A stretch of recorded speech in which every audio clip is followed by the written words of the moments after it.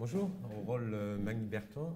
Bonjour. Je vous remercie d'avoir accepté notre invitation pour Quartier Jaune, donc consacré au référendum d'initiative citoyenne, donc le RIC.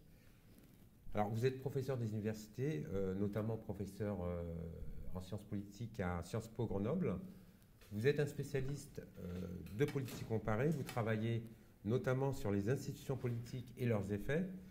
Vous êtes membre de plusieurs groupes visant à améliorer les institutions politiques en France et vous êtes le co-animateur du mouvement pour un Dauphiné démocratique qui défend une démocratie directe et locale.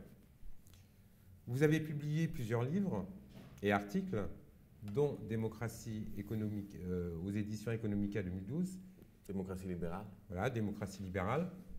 Et Que pensent les penseurs aux presses universitaires générales en 2015. Alors, vos derniers ouvrages, c'est le référendum d'initiative citoyenne expliqué à tous. Ouais. Donc, qui a été édité en avril 2019 aux éditions FIP Éditions.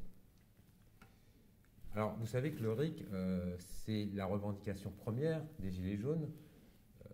La revendication s'est développée dans les ronds-points en France. Donc, ma première question, elle est simple. Pourquoi le RIC ?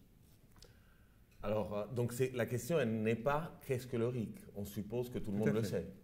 Ah non, pourquoi le... Alors, c'est quoi le RIC? Pourquoi le RIC? Ah, peut-être. C'est quoi le RIC et pourquoi le RIC? Juste quelques mots, c'est que le RIC, bon, classiquement, c'est simplement l'idée de pouvoir proposer une loi ou annuler une loi, y compris constitutionnelle, à partir d'une pétition.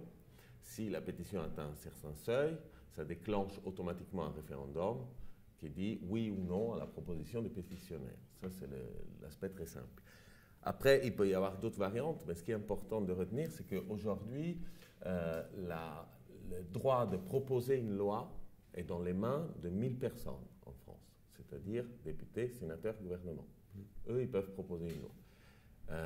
Avec l'idée du RIC, chaque citoyen a le droit de proposer une loi, à condition que, par exemple, il recueille suffisamment de signatures.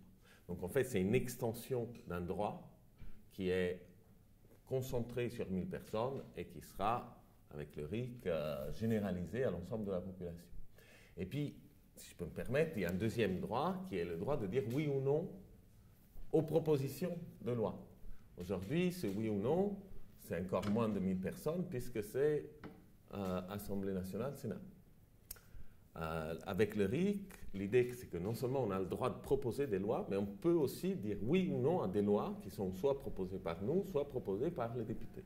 D'accord. Donc en fait, il y a deux droits, le veto et le droit d'initiative, ça s'appelle, qui sont, aujourd'hui c'est une petite clique qu'il a, et le RIC généralise, c'est une extension d'un droit qui me paraît fondamental de proposer ou refuser